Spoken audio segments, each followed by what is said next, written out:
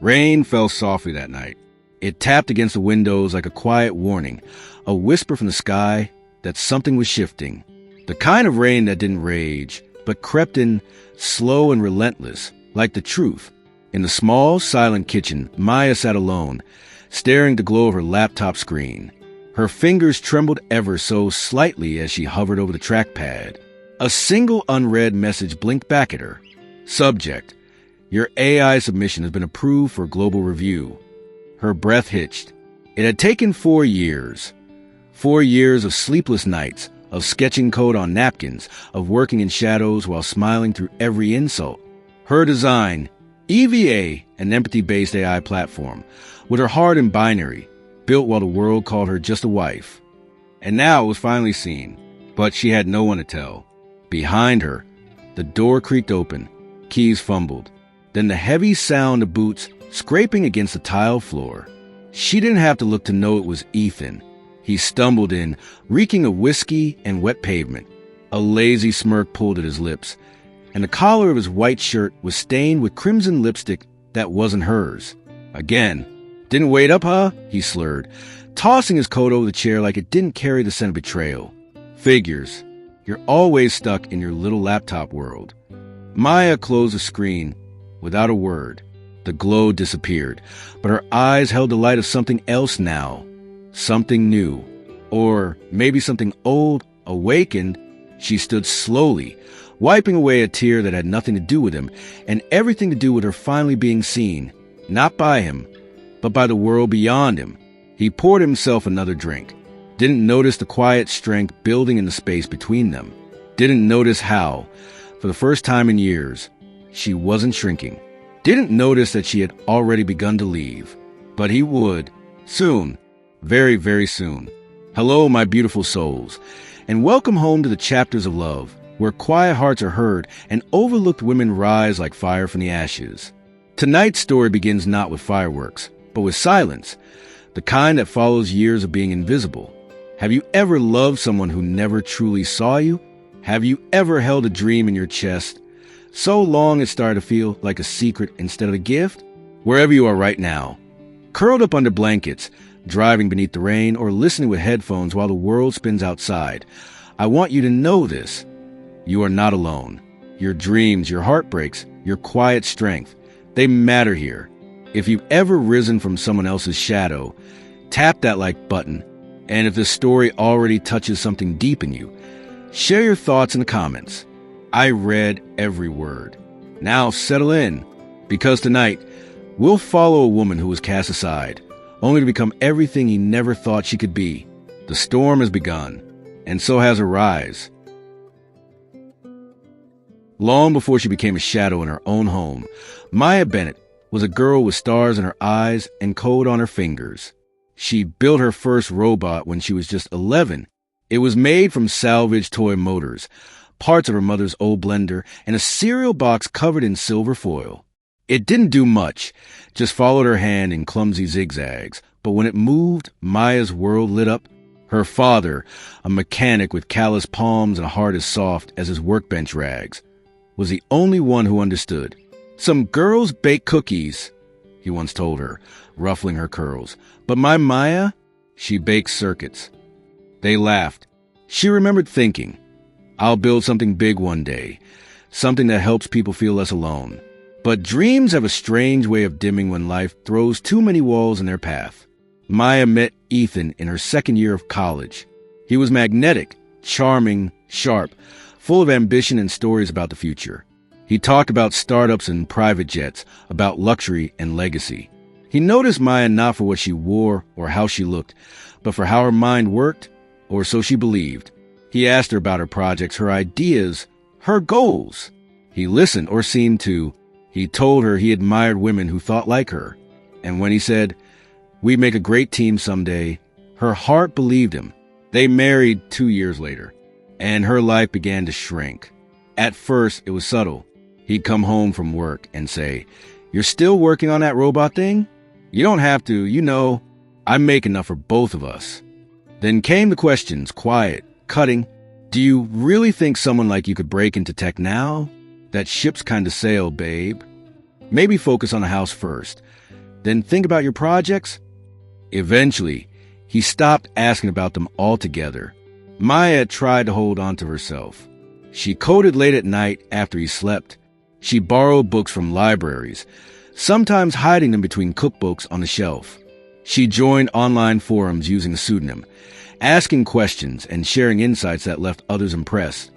Never knowing the brilliant mind behind the keyboard was a woman stirring soup at 6 p.m. and debugging neural networks at 2 a.m. Her AI project, EVA Empathetic Virtual Advisor, was more than an invention. It was therapy. It was rebellion. It was her secret way of saying, "You didn't kill me. I'm still here." While Ethan's world grew louder, networking events, bar tabs, flirtations whisper over the phone, Maya's world grew deeper. She started volunteering at tech workshops for underprivileged girls. She built pieces of EVA in coffee shops, always with earbuds in, pretending not to hear the baristas flirting with customers. She wasn't invisible, not to them, but she'd long since stopped needing attention. What she craved now was impact. She watched Ethan change. The man who once told her she could change the world now rolled his eyes when she spoke. "You're just bored," he'd say when she brought up emotional disconnection. "You need a hobby. Go do yoga or something." He began drinking more, coming home late, sometimes not at all. Maya suspected the affairs before she ever found the receipts or smelled the perfume. But what hurt wasn't the cheating, it was a contempt. The way he looked through her, like a stray receipt he didn't remember collecting. He had become everything her younger self had promised she'd never settle for. But she stayed. She stayed because she once believed in him. She stayed because walking away felt like losing twice. First a dream of partnership, then the fight for her worth. She stayed because EVA wasn't done yet. And then, one night in spring, while Ethan was out closing a deal at a bar he'd never taken her to, she received the email. "Your prototype has been selected for the International Innovation Review Panel in Tokyo. Please confirm availability for an initial funding discussion." She stared at the screen for 5 full minutes. Then she whispered aloud to the quiet kitchen, "I did it. Not we. Not he. I." And just like that, something ancient inside her, something small and fierce and stubborn, rose to the surface. She made herself a cup of tea, printed out the email, and tucked it beneath the floorboard in the guest bedroom closet, the place where she kept her earliest notes for EVA written on napkins and old receipts. Ethan came home reeking of whiskey and foreign perfume. She didn't cry. She didn't yell. She simply watched him stumble past her, again, without noticing the revolution blooming in her eyes. He would throw her away soon. But he had no idea he was about to lose everything. There are moments in a woman's life when silence says more than screams ever could. For Maya, that moment arrived on the balcony of the Carter and Voss annual gala, her first public event in years. Ethan had insisted she come, not out of affection, but because his boss's wife was asking why the pretty wife never shows up. So she wore the only formal dress that still fit, the navy blue one with the pearl neckline and the small tear in the hem. She pinned her hair back, applied soft lipstick, and walked 3 steps behind Ethan into the grand hotel ballroom. The air smelled of ambition and old money.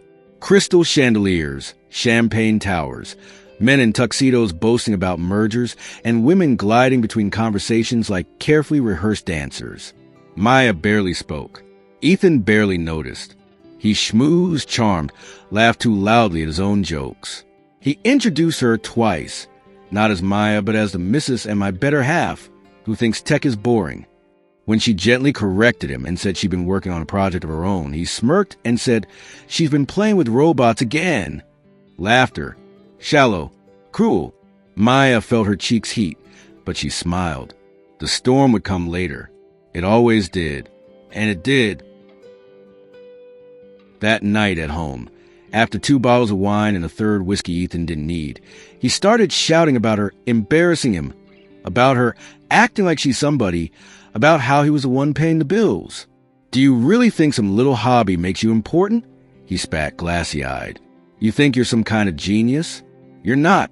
You're just convenient." Something inside her blinked out then, like a fuse burning too long.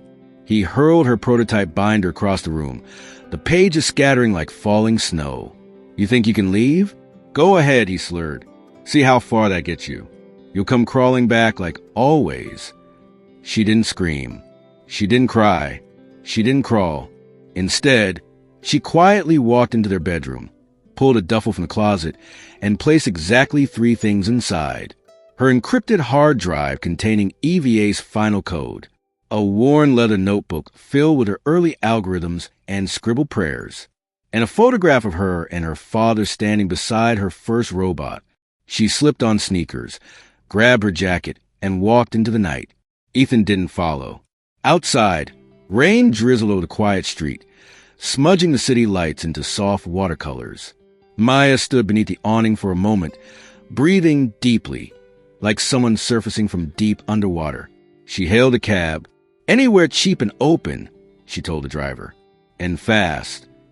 By midnight, she was in a rundown motel in the east end of town, peeling wallpaper, flickering lights, and a heater that coughed more than it warmed. She didn't care. For the first time in years, she had space. She sat on the bed, opened her laptop, and powered on EVA. The interface bloomed onto the screen. Her voice, calm, clear, human, spoke. Welcome back, Maya. Shall we begin again? And just like that, she smiled. It wasn't the smile of someone who had escaped. It was a smile of someone who had been reborn. Tokyo's skyline stretched like a circuit board beneath the glow of a neon sky. Maya stood on the rooftop of the Crosstech Innovation Tower, her badge still clipped to her blazer. Maya Thompson, co-founder, Neural Sage. A title she'd never imagined holding, especially not so soon after her world collapsed. Just 2 months ago, she was a ghost in her own home, barefoot in a kitchen filled with silence, invisible behind a husband's shadow. Now she was in Tokyo, preparing to present her artificial intelligence prototype to an international consortium. The irony wasn't lost on her. What Ethan once dismissed as nerdy nonsense was now the center of a billion-dollar opportunity. Adrian Cross observed Maya from behind the thick glass of the boardroom. He saw how her hands trembled slightly when she rehearsed in front of the panel. Nerves, not incompetence. She was brilliant. That was obvious. But brilliance alone didn't move Adrian. He was drawn to the way she didn't try to impress, how she let her ideas speak louder than her presence. Their partnership started quietly. After the pitch contest in Singapore, he called her. I believe in your model, he'd said. But more than that, I believe in how you think. She didn't know whether to trust him. Adrian was a tech giant, known for transforming startups into empires, but also known for keeping people at calculated distance. Still, when he offered a private lab, a hand-picked development team, and full creative control, she said yes, but with one condition. I won't be rescued, Maya told him. This is my project, my future. He didn't flinch. Then let's build it your way. In the weeks that followed, Maya immersed herself in Neural Sage. Her prototype evolved into a full-scale cognitive system, an emotional AI designed to detect human distress before visible signs appeared. Adrian watched as she breathed life into code, her mind dancing through lines of algorithms like a composer with a symphony. They worked long hours, often in silence but not discomfort. It was in the quiet that something unexpected began to stir. Adrian would bring her coffee without asking. Maya would finish his sentences when they discussed architecture logic. There was a shared rhythm between them, respect, challenge, subtle warmth. One night, while debugging a neural loop, Maya paused and looked up from her screen. You ever feel like you've been living under someone else's idea of who you're supposed to be? She asked. Adrian met her gaze. Every day until I started this company. No declarations. No sudden intimacy. Just a moment of truth between two people who have been overlooked, underestimated, and wounded, but still standing. At the Tokyo Tech Expo, Neural Sage received standing ovation. The panel's head, a Nobel-winning neuroscientist, shook Maya's hand with both palms. This changes everything, he whispered. Thank you for not giving up. She tried not to cry. Backstage, Adrian was already waiting. She stepped into his arms, not in romance, but in shared triumph. You did this, he said into her hair.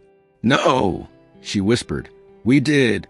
My dear listeners, have you ever been underestimated, overlooked, passed over, only to rise later in a way no one expected? Maya's story is a reminder that sometimes the fire meant to break us only clears the fog from our path. If you've ever rebuilt yourself in the ashes of someone else's doubt, I'd love to hear about it.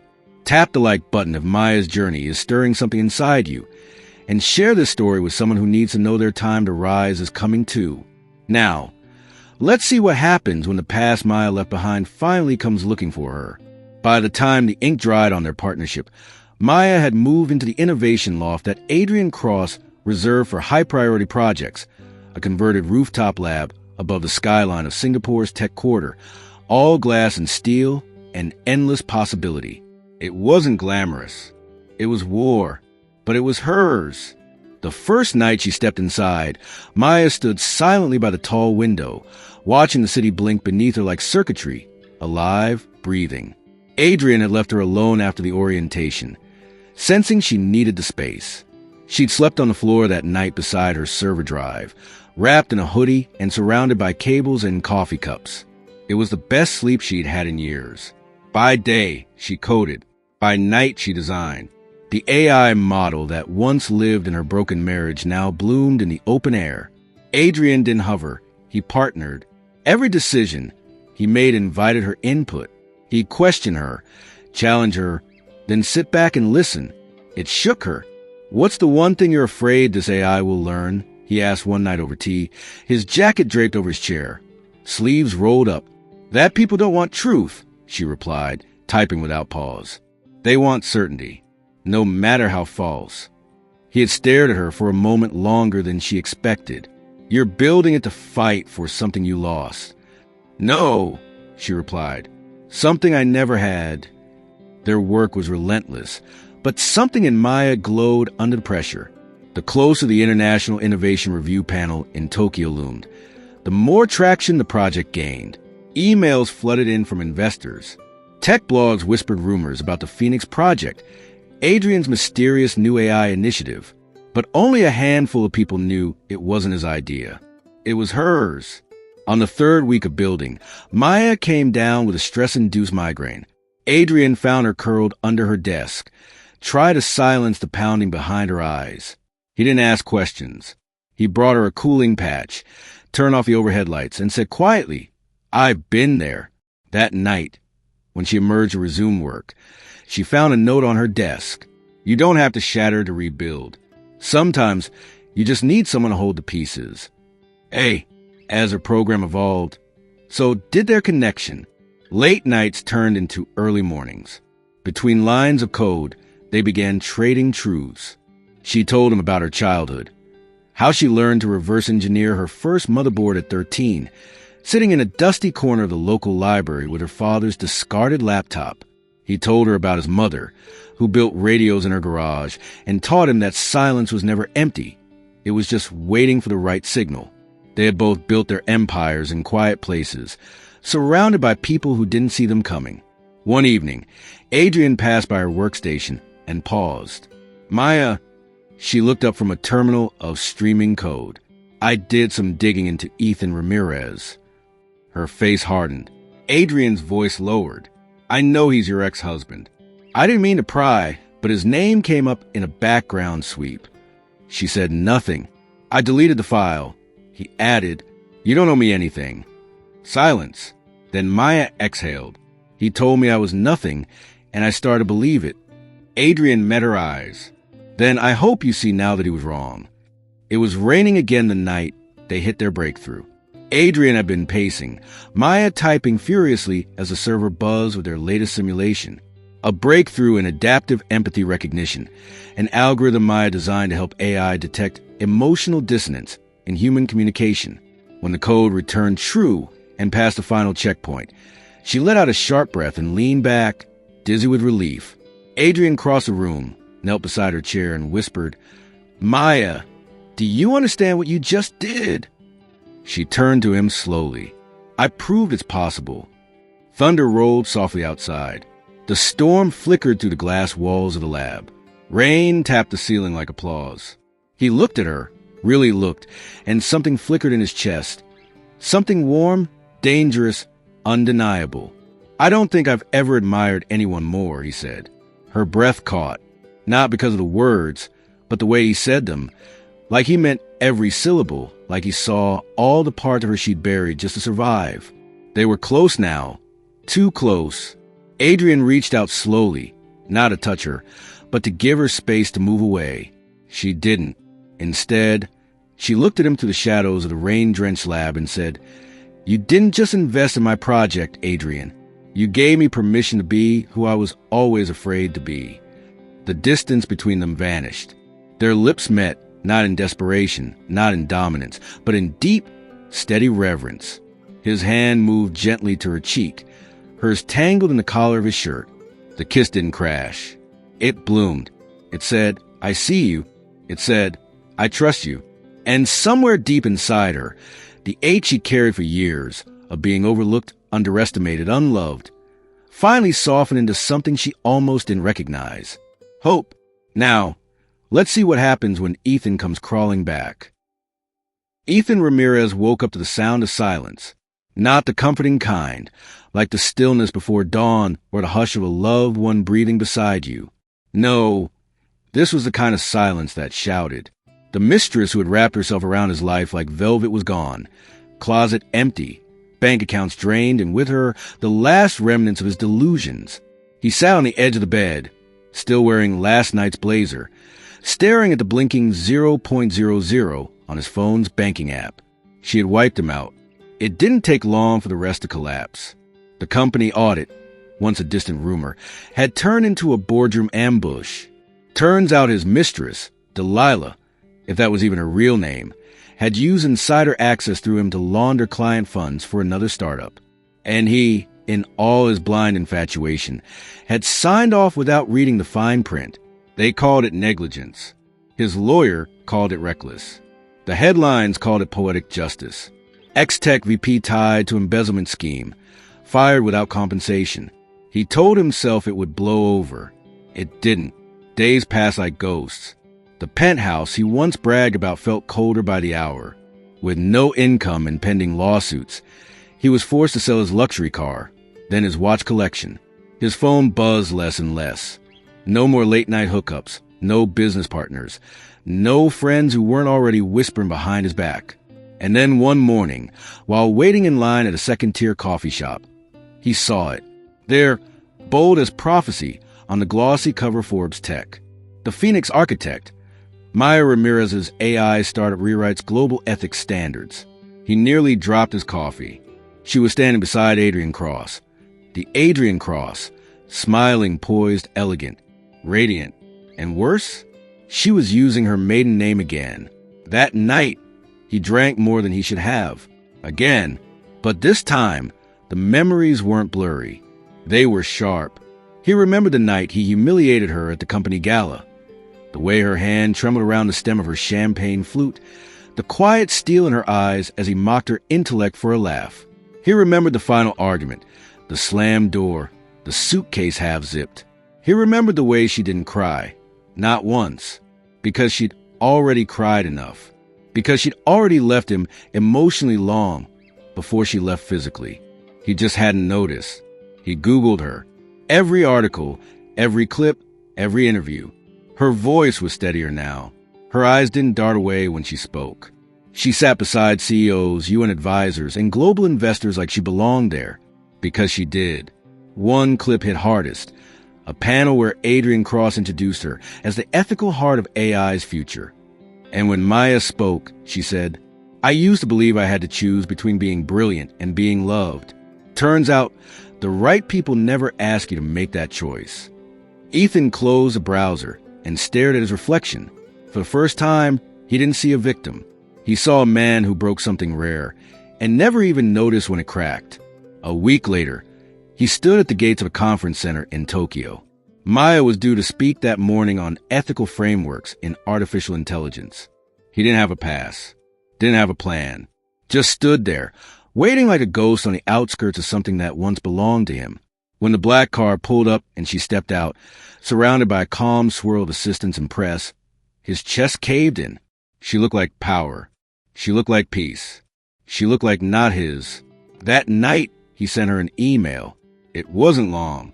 I saw you today. You looked happy. I don't deserve forgiveness. I just wanted you to know that I see it now. All of it. And I'm sorry. He didn't expect a reply. He didn't get one. But Maya read it. She sat with it, showed it to Adrian, who didn't speak, just reached across the couch and took her hand. I'm not angry anymore, she whispered. You don't have to be, he said. You already won. Ethan never rebuilt the life he had before. But sometimes consequences are the ending. He found a job eventually. Lower pay, fewer perks, and a lot more humility. He stopped drinking, called his mother, started therapy, not to win her back. That door was closed, but to finally figure out why he threw everything away in the first place. Because some people lose diamonds while chasing dust. And some people lose everything before they even realize they had something to lose. Have you ever watched someone underestimate you, only to one day realize you were the best thing they never valued? If you ever survived being thrown away, doubted, or replaced, and still rose into your worth, this part of Maya's story is for you. Tap that like button, share this video, and drop a comment below if you've ever turned pain into power. We're not done yet. Now, let's see what happens when Maya must decide whether the past deserves a second glance, or whether she's already standing in the future that chose her back. The ballroom shimmered in warm gold and silvers, flooded with reporters, tech influencers, and curious eyes from across the world. Tokyo's Global Ethics and AI Summit was always glamorous, but this year it belonged to one name, Maya Ramirez. She stood at the edge of the stage, adjusting her earpiece as a producer gave the final countdown. Behind her, the backdrop displayed a luminous cascade of her company's neural interface design, a living, breathing piece of the future. Adrian caught her eye from the front row. A quiet smile passed between them. Unspoken, solid. She nodded. She was ready. Until he walked in. No one noticed at first. The room was thick with applause as Maya took the stage. But from the corner of her vision, she saw the movement, the limp, the unshaven jaw, the desperation. Ethan, disheveled, wrinkled shirt, eyes red, hands trembling around something he clutched in his fingers, a folded photo of their wedding day. He was pushing his way past seated attendees now. People turned, murmurs starting. Maya's voice nearly faltered, but she steadied it.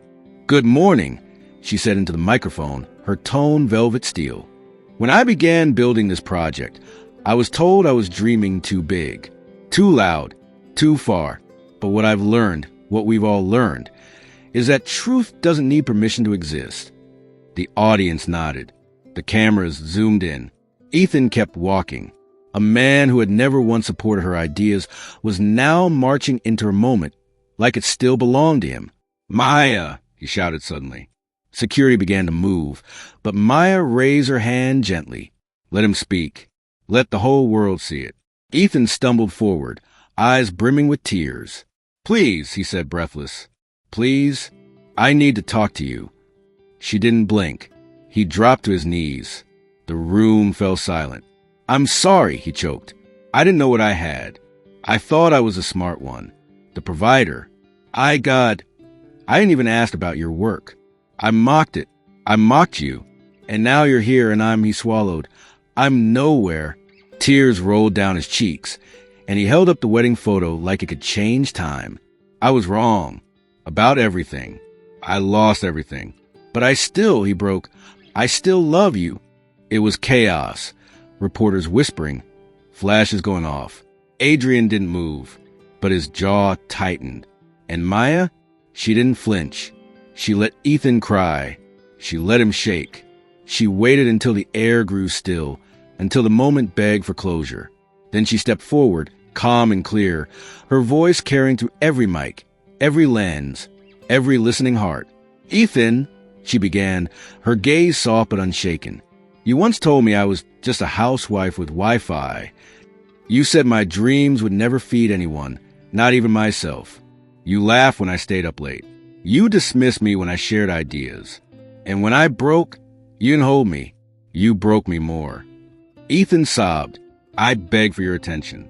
Your belief, your basic decency. You gave me silence, insults, and eventually another woman. She took a slow breath. You didn't lose me because I became successful. You lost me because when I had nothing, you treated me like nothing. Gasps rippled. But here's the truth, Ethan. I don't hate you. I don't need revenge. What happened between us taught me the cost of shrinking, and I paid it. She looked down at him. This man who once loomed so large in her life, now so small on the ballroom floor.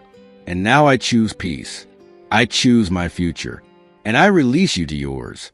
Security gently guided him back. He didn't resist. He wept quietly, still holding the photograph, as the doors closed behind him. Maya turned back to the audience. Flashes continued. Reporters clutched their pens. Some stories aren't about reunion, she said, composed. Some are about resurrection. And with that, she began her keynote. The room erupted. Backstage, when it was finally over, Adrian found her in the green room, staring at her reflection. He didn't say anything. He just held out his hand. Maya slipped her fingers into his. You didn't need to save me, she whispered. I never planned to, he said. I just wanted to see what you'd become when no one was trying to keep you small. She leaned into his shoulder, not in fragility, but in the peace of being seen. That night, the headlines didn't read. Ex-husband crashes press event. They read, Maya Ramirez stuns at Tokyo AI Summit. Turns public disruption into powerful message on healing and boundaries. And in every article, in every reel, there was one clip that went viral. Her voice, steady and strong, saying, You didn't lose me because I succeeded. You lost me because you never saw me when I was still yours. Have you ever had to face someone who only realized your value after it was too late? What would you say if they showed up crying for another chance? Let me know in the comments. Tap that like button if Maya's courage resonates with your journey. And don't forget to subscribe to the Chapters of Love for more stories that remind us closure isn't something you get. It's something you give yourself. The vineyard stretched like a sea of emerald and gold beneath a summer sky. Lavender floated on the breeze, and laughter echoed softly between the vines. It wasn't a royal wedding. It was better. Just close friends. Her tech team, his board, her mother finally smiling without worry, and a few girls from her mentorship program, eyes wide with wonder.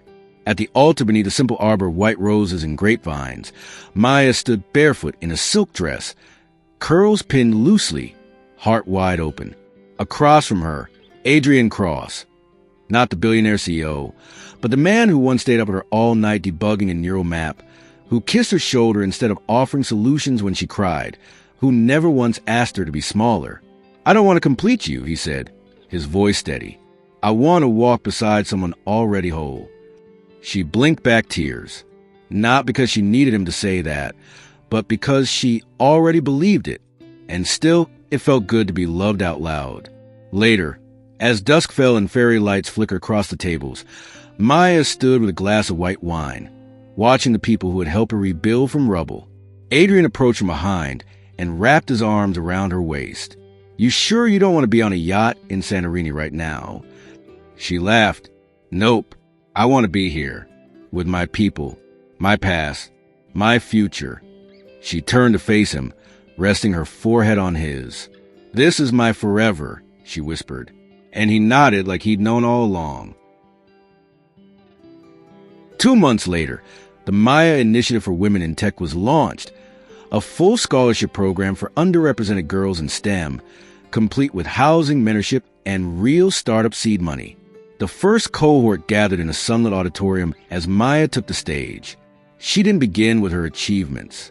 She began with her truth. I was told I was too sensitive for tech, too soft, too late, too married, she said, smiling at the gasps and giggles in the crowd. But you can code while grieving. You can dream while scraping dishes. You can invent while being underestimated. What you are told is your weakness might just be your greatest asset. She looked out into those shining, fierce young eyes. I don't want you to follow in my footsteps. I want you to leap over them. And they rose to their feet, clapping like thunder. That night, She walked through her innovation center alone, not because she was lonely, but because this was hers. Every line of code, every choice to get back up, every woman she brought with her. She passed a glass wall lined with team photos, early prototype sketches, 3D models, a coffee-stained napkin scribbled with the algorithm that changed everything. She smiled and touched her wedding band lightly, not because marriage was her greatest success, but because she hadn't lost herself to find it. She had brought herself home. Maya paused in the central atrium where a bronze plaque was newly mounted, dedicated to every woman told she couldn't, built by the woman who did. No cameras, no applause, just silence and the quiet, unshakable joy of peace earned through fire. As Maya stood beneath the soft glow of her innovation center skylight, something profound settled into her chest. Not pride, not revenge, but peace.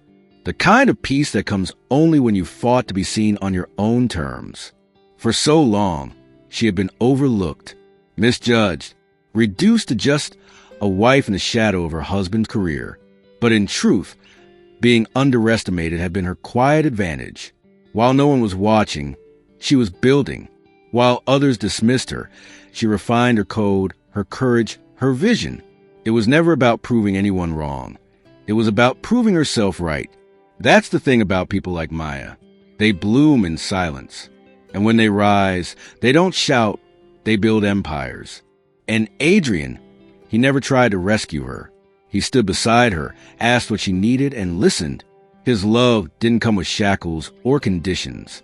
It came with space, patience, and belief. Real love, Maya realized, is not control, it's collaboration. It's growth. It's choosing each other and choosing yourself. Even when Ethan showed up, broken and begging, Maya didn't respond with cruelty. She didn't need to, because the truth was, her joy wasn't dependent on his apology. Her success wasn't a response to his betrayal. Her power wasn't born of pain. It was born of resilience. And that is the greatest transformation of all. We are not who we were when we were hurt. We are who we become when we heal. Hello, my beautiful souls. As Maya's story comes to a gentle close, I find myself thinking about you. Isn't it something? How love isn't always the loudest moment or the grandest gesture, but the quiet choice to rise each day and say, I'm still here. I'm still building. Maybe someone once overlooked you, doubted you, or even broke your heart. Maybe you're still waiting to bloom, to rise, to be seen. But listen closely. You are already more powerful than you know. If this story stirred something in you, please share it with someone who needs to remember that peace is the best kind of revenge. Tap that subscribe button and join our community of brave hearts and dreamers. Here at the Chapters of Love, we honor not just the fairy tales, but the fierce truths behind them. Until our next story finds you, may you choose yourself again and again, and may your peace always speak louder than your past.